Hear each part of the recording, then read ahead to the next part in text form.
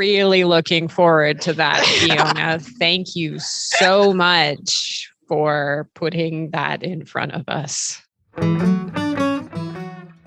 Welcome to Keep It Fictional, a weekly podcast for book lovers by book lovers.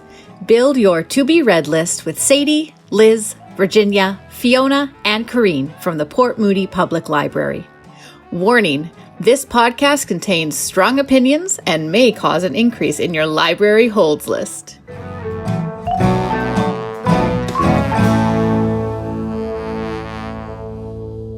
Hello and welcome back to another episode of Keep It Fictional with the Port Moody Public Library. I am Virginia. I am here with Corene and also Fiona. Both of them have a lot of energy today. I can see. I don't know why.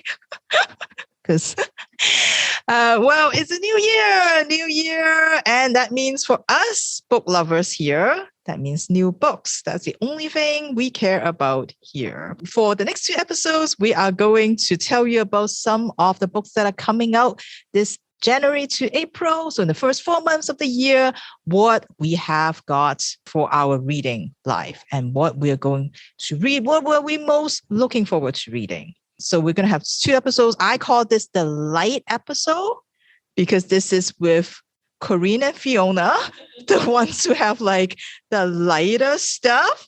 And next week, we're going to bring you to the darkness where you got Liz and me who have the darker picks, I feel like. Or maybe Fiona and Corene will surprise me. I don't know. We can also call this the Cult Nun episode. I don't know if that's going to a cult of nuns. I don't know. I don't know if those are going to come up. And maybe, of course, probably with a side of murder. I would think that there would be quite a bit of murder today. So let's start with Fiona. Tell us about, one of the books that you're looking forward to reading this season. So my first book is an homage to Sadie. It is not necessarily my usual thing. It is a YA retelling of Briar Rose. And there are 2 things that have drawn me to this book. First of all, the cover. Oh my gosh. Look at that axe. If you cannot look at that axe, it is 2 young female presenting characters looking, I don't know if I'm allowed to say badass on this podcast, but they look badass. One of them has an axe.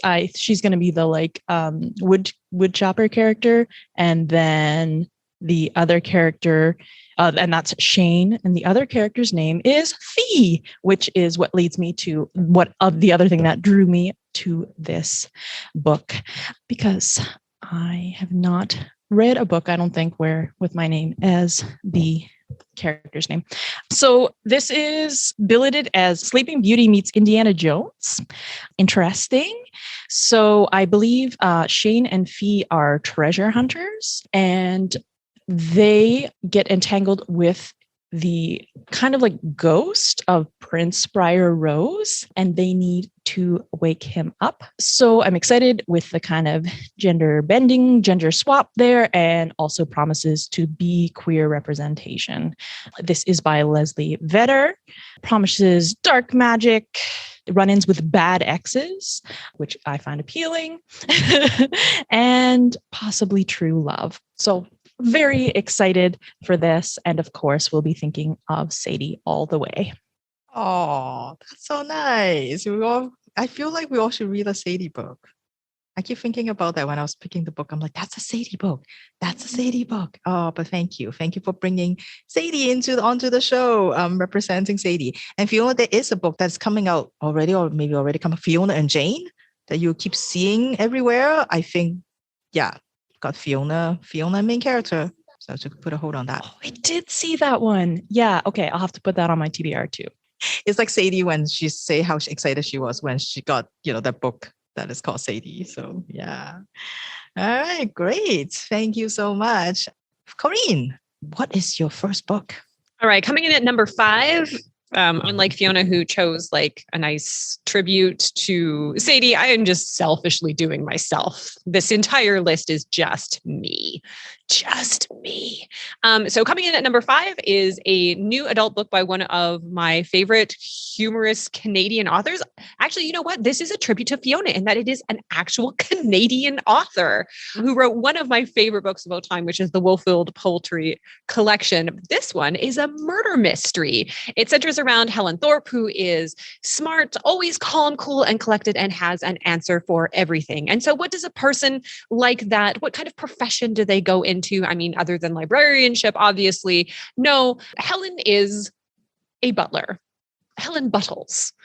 Buttles being one of my favorite words in the entire English language.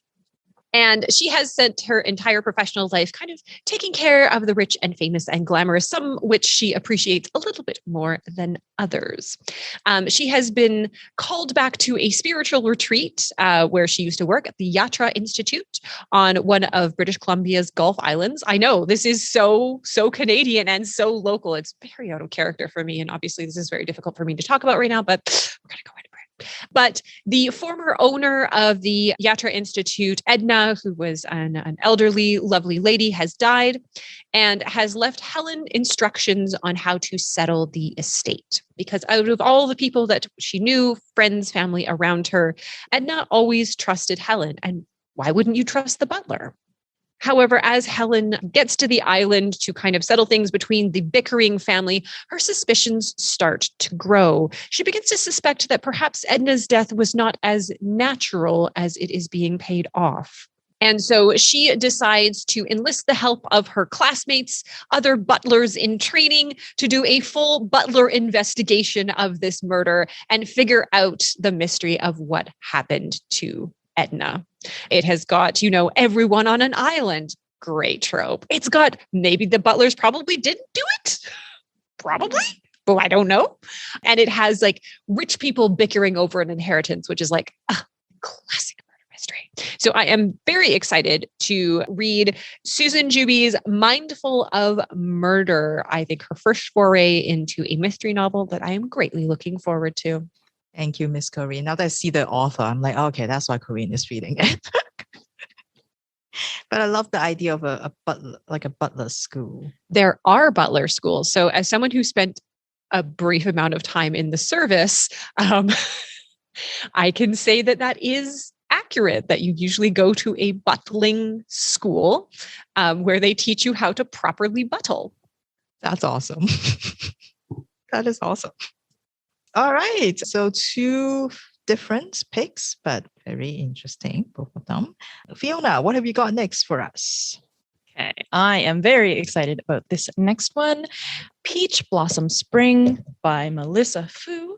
This is the story of Mei Lin in 1938 China during the Japanese invasion, and her son Ren Shu in their escape from China. Then it picks up with Ren Shu, who is now known as Henry Dao, as an adult, where he has settled in the States, and his daughter Lily, who desperately wants to know about their family past, but Henry is reluctant to tell her. So this is a format that I love. 3 generations is just such, I think, a wonderful way to write a book, explore a family, explore changes over time. And the author is looking at what it means to be home. As you may know already, I am a big fan of Lisa C. And I know there's lots of other comparisons, but every time I'm just like, oh yeah, this is going to scratch that itch. I really, really love multi-generational books and talking about family secrets and how family grows over time. So really, really looking forward to Peach Blossom Spring with a beautiful cover by Melissa Fu. And Fiona really does love a lot of multi-generational stories because she's going to make us do an episode on it soon. So that's how much she loves it. Oh, really looking forward to that, Fiona. Thank you so much for putting that in front of us. All right, Corene. What have you got? Well, I can tell you that it is not a multi-generational family saga. However, it does involve like the legacy of family and like generational trauma, but also violins. So coming in at number 4 for me is a new author that has been a book that has been generating a lot of buzz that kind of combines a love of mysteries and family mysteries. I love a good family mystery and also classical music, which I do enjoy, specifically Tchaikovsky. So I'm very excited about this. And it is written by a bit of an insider. So it should be a very juicy take on the classical music world. So this is about Ray McMillan. And Ray has essentially, ever since he heard the violin, always known that that is what he wants to do more than anything else in the world. He wants to be a classical musician. However, all of the odds are stacked against him. Ray is Black. He is growing up in rural North Carolina. His own family doesn't really support his dream. They think he should get a real job. He finds it hard to go to competitions because he can't really afford a high caliber violin. He can't find the right teachers. And there is the racism inherent in the classical musical world that he is constantly fighting against. But despite all of those odds, he is succeeding. And kind of the ace up his sleeve is that he discovers that a family heirloom, his great grandfather's fiddle that has kind of been passed around and sitting and gathering dust in the corner for years and years, is actually a Stradivarius. You know, a Strad, the most famous, most expensive, most sought after violin in the entire world. And so he brings this to one of the most important competitions of his life at the Tchaikovsky competition, as they say, the Olympics of classical music, which is a delightful turn of phrase. However, the eve before he is about to compete with this family heirloom, with the Stradivarius, it suddenly goes missing. And what is worse is that even as it is going missing and Ray is trying to track this down, there are people arguing about who actually owns this instrument. Ray's family thinks that it should belong to them. However, the descendants of the man who once enslaved Ray's great-grandfather are also claiming that they own the Stradivarius. It is a story about everything that you kind of want. It's got a little bit of mystery, a little bit of family history. I love that Brendan Slocumb, the author, is kind of like tackling racism and kind of that intergenerational trauma in the classical music world. I think it's going to be a big hit. It is The Violin Conspiracy by Brendan Slocumb. And I think it's got a great cover. And I think it's going to be a little bit of a wild ride. It's one of those books that you come across in the blurb every once in a while that really has something for everyone. And so I am very, very excited to pick this one up. Thank you, Miss Corene. All right. There's two books. They're pretty much books that I expect both of you to pick, I think. Yeah, it's good. Well, it's good. Like you said, I think we deserve a year to be selfish and read the stuff that we want to read rather than what we are supposed to read or whatever. Except for a family saga and a book set in an office. Upcoming episodes of Keep It Fictional that we are all looking forward to reading. So Fiona, tell us about another book that you're looking forward to reading. Absolutely. I'm also just going to warn you that I heard Corene throw out the number 5 and I had the number 4 in my head. So I have 4 books, just FYI. But I'm very excited to tell you about the third of 4 books. And so the way I did push myself a little bit in choosing these books that I'm excited about is I usually talk about safe things where I'm like, I like that author. I'm excited about their next thing. I have chosen some debuts for this one. So, maybe that's just what happened, or maybe I'm just exploring new horizons. Who knows? So I believe my next pick is a debut. It is 4 Treasures of the Sky by Jenny Tinghui Zhang.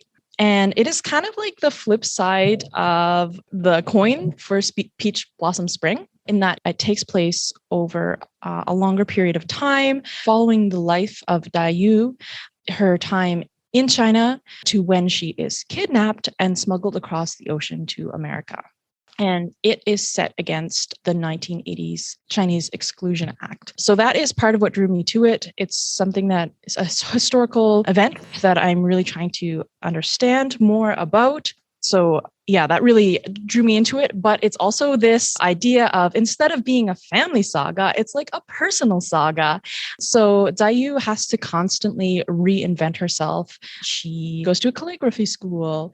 She works in a brothel. She works at a cafe and is constantly reinventing herself because she doesn't have that family to define her. And so it's like just this, I love this idea that, like everything is about family, and your story comes from that and builds on that with all of these people. And then the other option is that it's you in the world defining yourself, finding found family. And it's like two tropes, like on the opposite end of the spectrum. And I love them both. I'm going to show you the cover again because it's just gorgeous. We've got a koi fish, and there's sort of a watery face, if you can't see it. This is Four Treasures of the Sky, and it is a historical fiction that I can't wait to get my hands on. Also promises to be set in parallel with Chinese folklore, which, is always a good choice. Thank you, Fiona. I love debut novels because you just never know, right? It's perfect for a new year when you're trying to meet new authors. I love it. All right, Corene, what have you got? All right, coming in at number 3 is the story of Hornclaw. Hornclaw is 65 years old. She's not moving as fast as she used to. She's feeling kind of like her mental edge at work slipping a little bit. She gets an injury, which means she has to go to the doctor, and so she's not as lithe, as youthful as she used to be, and she feels like it might be time to kind of hang up the old hatchet and maybe retire for a little bit. Just kind of enjoy the time to herself in her modest small apartment with her aging rescue dog named Deadweight. Just kind of live out the rest of her days in quiet, gentle solitude, and just enjoy those twilight years. That is not to be. That is not to be. Hornclaw has always kind of prided herself in being a professional.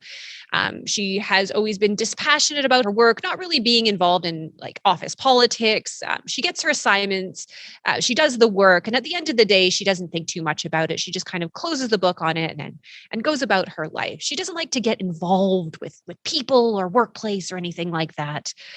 And, that has served Hornclaw very well, because Hornclaw is not a bookkeeper or an accountant or, anything else. Hornclaw is a straight up assassin. Hornclaw kills people. Hornclaw is very good at killing people, whether it is a corporate enemy, a cheating spouse, a double crosser. If you give the job to Hornclaw will take care of it. But, in her elderly years, she's 65 years old. She's slowing down a little bit. She decides that maybe it's time to just kind of try to live a normal life for a little while. But unfortunately, her career as what she calls a disease control specialist is not to be, because a younger, stronger agent has made it clear that he's her enemy. And she doesn't know why. She's not sure, and honestly, she doesn't care until this younger agent starts taking out and hurting the people around her. Those carefully selected people that, despite her better nature, she has started to care about. And so what begins as a petty annoyance becomes a deadly showdown. In the first translated novel from Gu Byeong-mo, The Old Woman with the Knife. This is the first book translated from Korean by this author who is a sensation, and I am super excited for it. I honestly think this is a me book and a Liz book, so I think we are both really, really pumped to hear the story of an aging assassin who has got just a couple more kills left in her. I think that's the best title yet. Just Woman with the Knife. It's perfect. All right. I guess before we talk about the last 3 books, apparently, because Fiona has 4 only, let's if, maybe a question for the day is, what are you looking forward to this year? What in 2022 are you excited about? Corene, I can tell she's very excited about something. What else would it be? I am excited. Obviously, there's a lot of great books coming out, a lot of things that for each of us that are kind of playing into our wheelhouses of books that we love. But the thing that I am most excited about in 2022 is that there's going to be a new album from BTS, and I am super excited. They have said that they are starting a new chapter. I suspect it's all actually going to be inspired by The Midnight Library by Matt Haig, because that's what they were reading in the soup. But I am so excited for new music. I love a new album, and I think it'll be great. So yes, that is helping me get up every morning. So we have to ask this question only because so that she can tell you about BCS. That is the only reason why this question exists. It super is. There's no release date yet, and it's like rumored, but it's like kind of confirmed, but not totally confirmed by Big Hit. But anyways, it's coming. All right. Fiona, what are you looking forward to? I have purchased a subscription to Prime exclusively to watch the new season of The Marvelous Mrs. Maisel that is coming out in March, I believe. So this is an amazing show about a Jewish woman in the 1950s in New York. And her husband is kind of like casually doing stand-up comedy.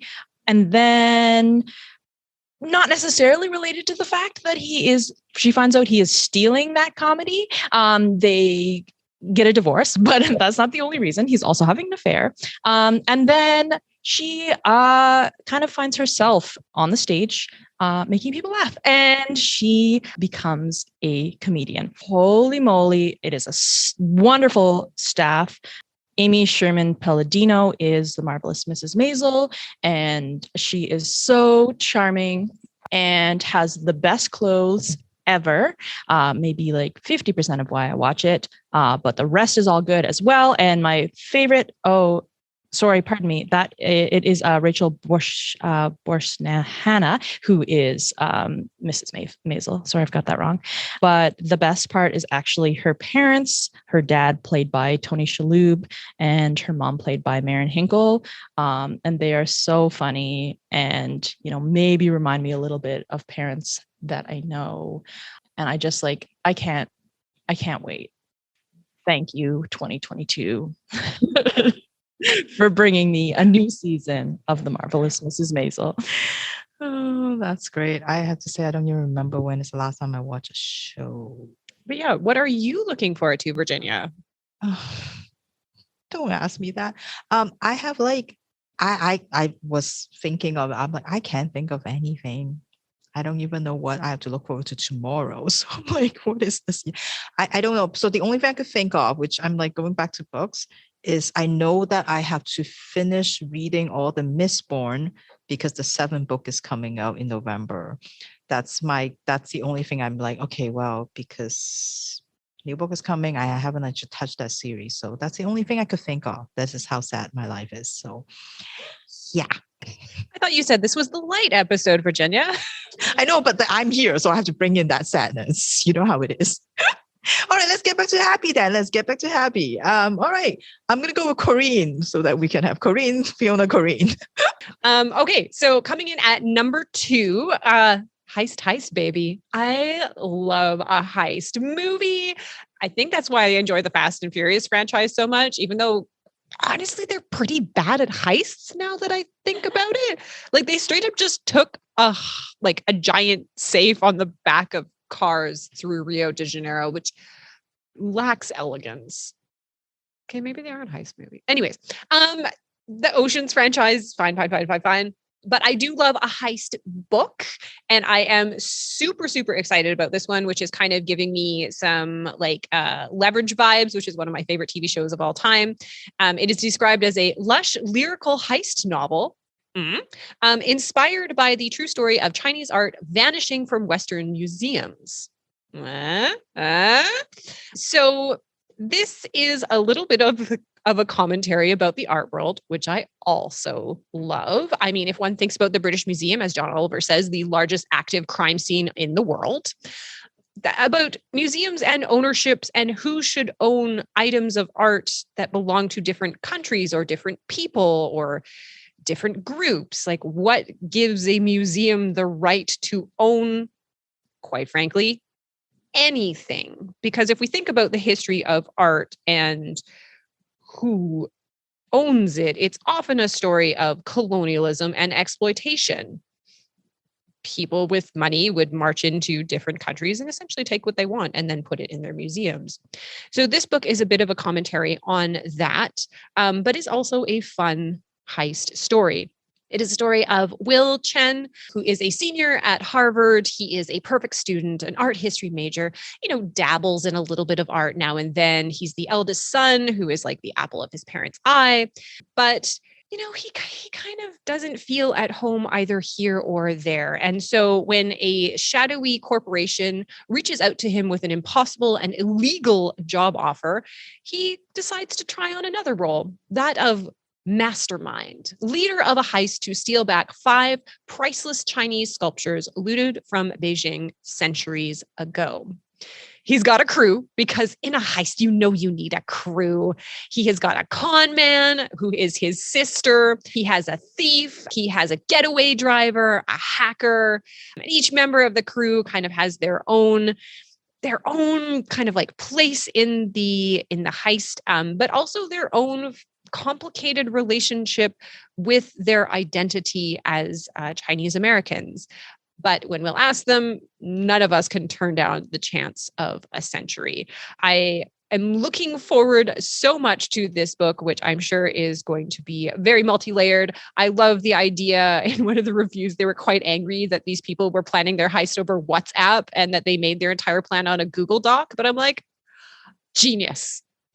How else are you going to plan a heist in today's now and age? You got to do the Google Docs. So I am super excited for Grace D. Lee's first book, which has got a great cover, which is Portrait of a Thief. I'm choosing Virginia for my heist team so she can do all the spreadsheets. Yeah, that I can do for you. If you need a spreadsheet, I can do that. And that's also kind of a Sadie tribute too, because Sadie also loves a good heist. Who doesn't love a heist, though? Who doesn't love a heist? That's true. But she especially loves a good heist. That's true. So I feel like, you have to include her on your heist team for sure. I think we had an episode on heist and we talked about like what role we would. Yes, we'll have to go back because I can't remember. I don't remember. I mean, obviously I would love to steal something, but I can't remember what I do in it. Yeah, I know, Fiona, you were on the episode. Fiona, what would you be if you're on a heist? I wanted to be the driver. Yeah, like in Mini Driver. No, that's a person's name. What was the driver film? Are you talking about Baby Driver? Okay. Baby Driver. What Thank is a you. baby but a mini adult? Oh, that's great. All right, Fiona, what is your last book? All right. This is my 4 of 4 book. And I think, I say I'm looking forward to all of them, but I think I'm looking forward to this one the most. My last pick is Kaikeyi by Vaishnavi Patel. It is a retelling of the story of Kaikeyi, who is a princess in the Ramayana. So that is a Hindi epic. I remember reading pieces of it in undergrad, but it will definitely be a good a good fodder for a new project. I love to read a historical fiction and then sort of like go look at source material and learn what they changed. But the reviews for this one have been amazing, of just like, wow, what an amazing interpretation. It's additive rather than just being like, wow, that was a strange choice. And so they're comparing it to Circe, which is a book that I absolutely loved by Madeline Miller. I think in part because I think Kaikeyi is kind of an evil princess. She is like, I think, seen as like a jealous woman and sort of been vilified. So this promises to be kind of like Circe in a reimagining of women's roles and how they are vilified. So it also has a queer twist. I believe they have imagined her as being asexual, which is pretty awesome. Something that I'm excited to see how that plays out. And so I believe that Kaikeyi is born into a royal family, and she is sort of, I guess, diminished to who she can be married to. And her whole worth is, based on the marriage allegiance that she can make. And she does become one of 3 wives. And again, I think the narrative is sort of that she's like conniving, but this one is imagining her as a warrior and a diplomat. I've already used it once, so I might as well say it again. It sounds super badass.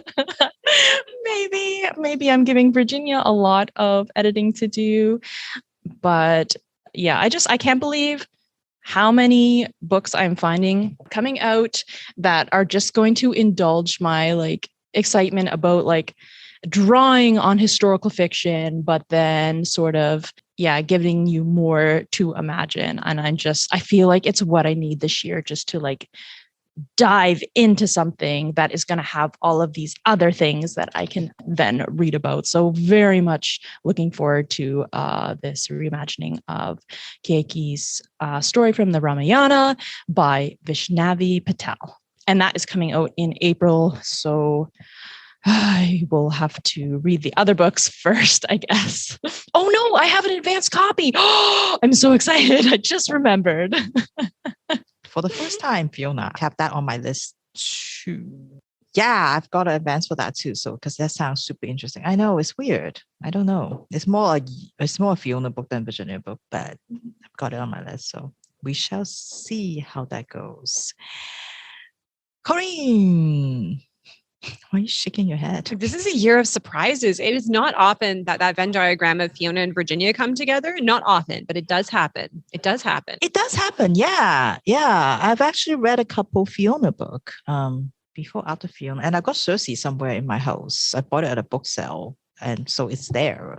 So I just have to get into it at some point. But yeah, sometimes. Every once in a while. Just and again. Yeah. If your diagram my diagram can get together every now and then one book a year, Virginia. One book. Yeah. What would that be? Maybe that should be what I'm looking forward to this year, is that one book, whatever that is. Yeah. Well, it's not going to be the one that I'm talking about next. Yeah, I didn't think so. Okay, what are you talking about? No, so 2022 for me is going to be all crime all the time. I just realized that every single book that I am talking about is a mystery or is crime adjacent. But that's okay. I'm playing to my brand. And I am so excited about this, my number 1 pick of the year, which is by the same author of my 2020 top book of the year. I am so excited. As soon as I saw that it was announced last year, I was full of anticipation. And so I cannot wait to get my hands on this one. And this is the newest book by Simone St. James, The Book of Cold Cases. This is me. This is me. This is just me. I know Virginia knew that I was going to pick this book. You knew in your heart, Virginia, and you were correct, because this is my Venn diagram. In 1997, the small, sleepy village of Clear Lake, Oregon was rocked by the Lady Killer murders. 2 men, seemingly picked at random, were murdered with the same gun, and strange, cryptic notes were left behind at each scene. One woman was found fleeing the scene of one of the murders, Beth Greer. She was the perfect suspect. Rich, a little bit strange, 23 years old, and generally disliked by the entire community. However, that was not enough to put her behind bars. Although she was put on trial, she was eventually acquitted and has spent the last 40 years in isolation, locked up in her mansion, seeing no one, talking to no one, and never mentioning the crimes again. We fast forward to 2017, where Shay Collins is a receptionist at a doctor's office. By day, she works a pretty menial job trying to forget her past trauma. But by night, she runs a true crime website called The Book of Cold Cases. And this is an attempt to kind of deal with what happened in her past, which has led her to be obsessed with true crime. When by chance, Beth Greer walks into the doctor's office, Shay cannot stop herself. Without thinking about it, she asks Beth to do an interview for her blog. And to Shay's surprise, Beth agrees. But she has one condition, that Shay come up to her mansion and do the interviews there. And the more time that Shay spends in Beth's charming, delightful company, in the strange, oppressive home that she lives in, she begins to feel that something is wrong. Maybe with Beth, or maybe with the house itself. She starts to hear strange footsteps running upstairs when she's talking to her. She sees sink faucets turn on in front of her, and she maybe sees the image of a young girl in a doorway when everyone knows that Beth Greer has lived alone for the past 40 years. And so Shay has to ask herself, is she making friends with a manipulative murderer, or is she befriending an outcast, someone misunderstood by the entire town, wrongly accused of a terrible murder? Or are there other dangers lurking inside the darkness of the Greer mansion? So that is The Book of Cold Cases by Simone St. James. Yeah, I'm so glad. I'm so glad one of your favorite authors is coming out with a book in 2022. So you have something to do other than listening to your BTS and watching BTS video. I can do both at the same time. I can multitask. Like you can put a BTS album on and then like listen to a creepy or like read a creepy book. Like you could do both. Well, I'm glad you have all your favorites all lined up, ready to go. My favorites are really delivering this year, and I thank them for it. Yes. We need that. We all need that. Well, thank you to both of you for sharing your most anticipated books for the next few months. So tune in next week. Liz and I will talk about the books that we are looking forward to reading. I feel like they will be quite different, but pretty sure there will still be murder involved because Liz is also interested in that. I am pretty sure. So so tune in for that, and then we'll see you again next week. Bye. Thank you for listening.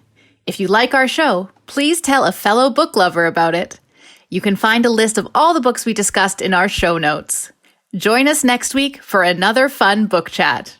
Until then, keep it fictional.